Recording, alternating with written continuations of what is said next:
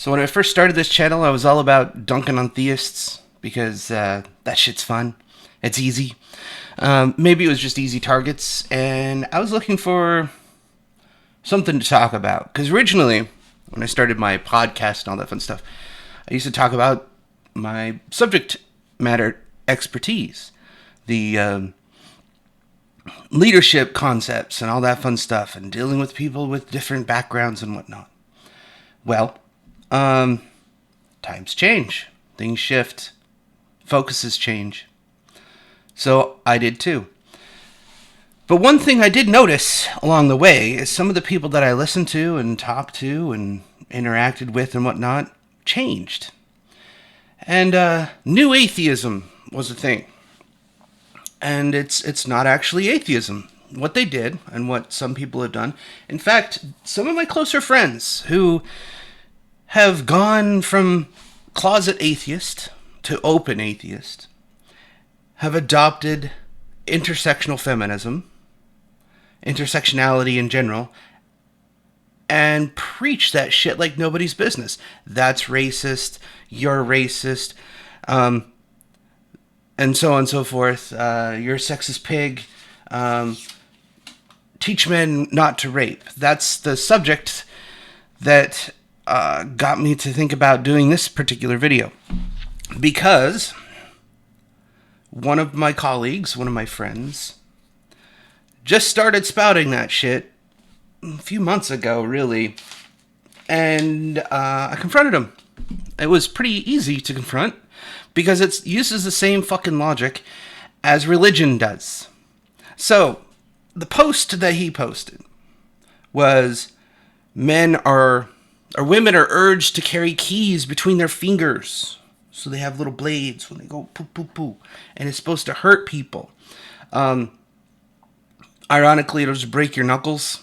And you might stab the person if you swing hard enough. When a girl swings when they don't know how to throw a punch, and all you're going to do is scrape them a little bit. It's not going to do anything. The women are urged to not dress provocatively so they don't get raped. We all know that doesn't work. The rapists don't care. They'll find a way. Women are urged to carry pepper spray. Yet another self-defense thing. And I wholeheartedly agree with it. But I never saw anything about women are urged to learn to defend themselves. It's all the narrative focus. The narrative focus. Do you get it? Do you see that narrative focus? Because in the descriptions I just gave, women are urged to try and not be a victim by doing things that will maybe stop them from being a victim. If you can get that pepper spray out quick enough, maybe you can not be attacked or raped. If you have your keys in your knuckles, maybe you'll scrape that person enough that it'll stop them. But I know for a fact it won't, because one of my friends tried that and it didn't work. Fortunately, there were other people around so that that thing could be stopped. And that person was beaten within an inch of their life. No cops were called, but that's because they were left a little bit more broken than they should have been, I guess, for cops to be involved and not everyone to go to jail. At any rate, my point is this. Beyond that rhetoric, at the very end, was a Gillette commercial, essentially. Men should be urged not to sexually assault and rape. To which I pointed out a simple question to him. Name one person in your life who has ever urged you to sexually assault or rape someone. I'll wait. His reply? Oh, I heard it in men's locker rooms and talk in school and pinching girls' bums and la la la. I was like, oh my God, dude, no. That is not urging you to do something like that. That is not a life moral lesson. That is people being stupid. Did any of them actually do it? they're an idiot too. Was it deemed appropriate? Or were they daring somebody to do something wrong? Because that's what it sounds like. They all knew it was wrong, but you're daring somebody to do it. It's like, what's that freaking Christmas movie? I forget the name of it. I think it's a Christmas Carol? I don't know. My wife will never let me watch the movie. She hates it completely. Anyways, everyone is double dog dared. He double dog dared somebody to lick a frozen pole and see if his tongue stuck to the pole. What's funny is the people that tried to get him off the pole, they cut it, which was stupid. All they had to do was pour some warm water, some hot water on there, and it would have went and come right off. No one was smart enough to do that, apparently. They were more like, oh, we need to surgically remove it. Oh, it was funny. And he had to wear a bandage on his tongue. Anyways, I think it's a Christmas Carol. Anyways, they dared him to do something stupid. They dared him to doing something wrong. This thing was also the same thing, but it's a moral thing. They're trying to claim, and feminists claim this often, and I'll get to my main point in a little bit, but feminists claim often that men are taught to rape, that we perpetuate rape culture and this other stupid shit. There is no culture of rape, for example. There's a reason why rapists have their own wing in prison, because if they're put in with general populace, they meet other friendly inmates who help them trip down the stairs and stab themselves 57 times. That's how I put it. So if rape was acceptable, why do murderers and thugs kill rapists? If it's acceptable behavior, surely the 2% to 4% of our population that go to jail would accept the smaller 0.1% of the population that are rapists. Surely that would happen. Pedophiles too, right? They just happen to not get murdered. Like John Wayne Gacy, who was a child rapist, who also found himself tripped down some stairs and stabbed 57 times. Actually, I think that's where I got it from, to be honest. But, those type of people would be perfectly acceptable in prison, right? If that was the case. Weird that they're not, I think. Very bizarre that these people are just not accepted even in the worst of us.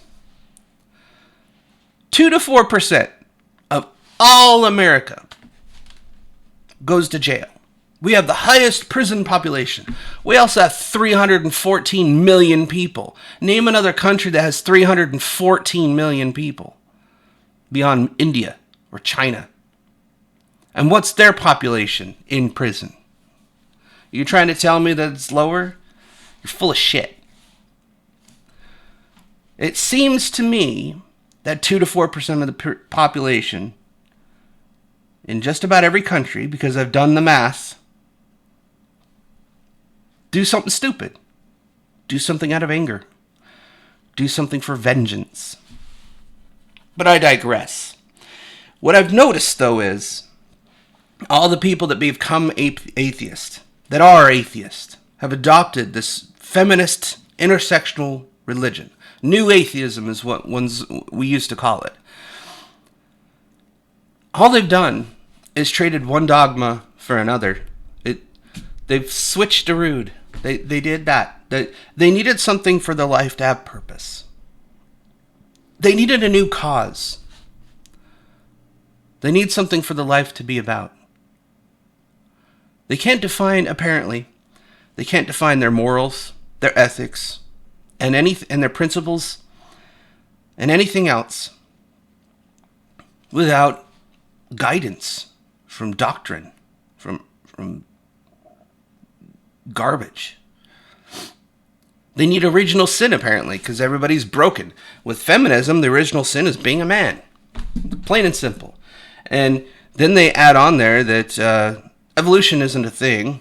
Therefore, we're all socially constructed. Social constructionism is the opposite of evolution.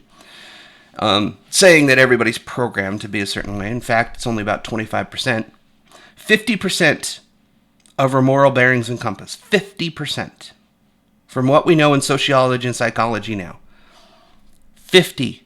Half is genetic. Half. Keep that in mind. 20%, 25% comes from your parents, sort of, and your social group, mostly. The first social group you have is with your parents. The second social group you have is with your schoolmates. So if you hang around assholes that do asshole things all the time, you'll come out an asshole. That's probably what will happen. What's funny is I hung out with assholes too. It was mostly because of the laughs. It was entertaining.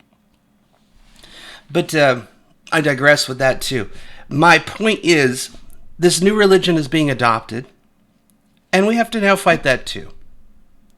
Religion is religion is religion. Anybody else that I've seen, most of them are atheists, used to rag on atheists, are on this kick too. Thunderfoot. Physicist, renowned. Guy's a brilliant guy. All except for opposing Brexit, because I think he also agrees. Actually, he sees something that I see too. I was going to do a 4-part series on it. He sees something I see too. Globalism.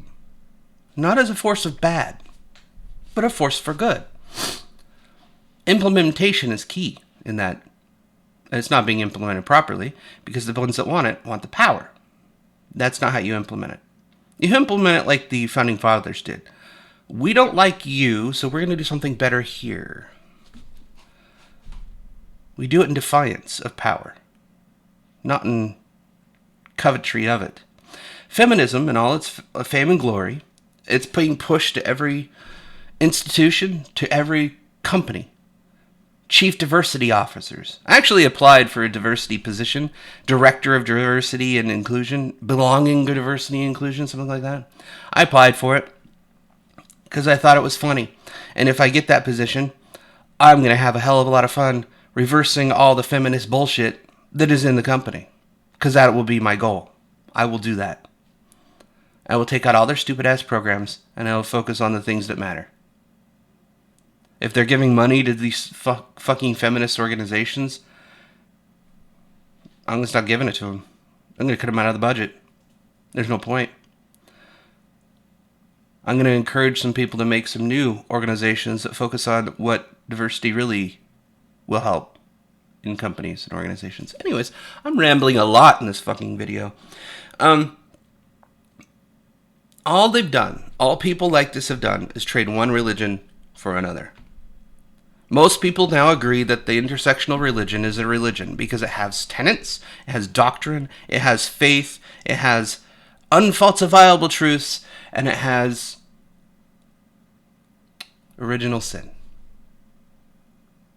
And it has a way to overcome your original sin, your privilege, as they would call it, your white privilege, your male privilege.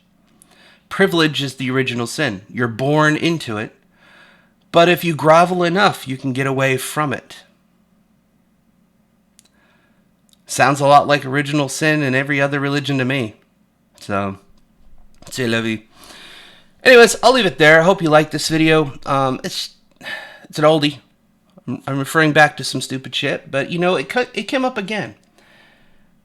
And I think it's time we have an organization that combats this stuff, that pushes against it, that convinces organizations to not do it, that trains journalists, that goes and teaches college courses.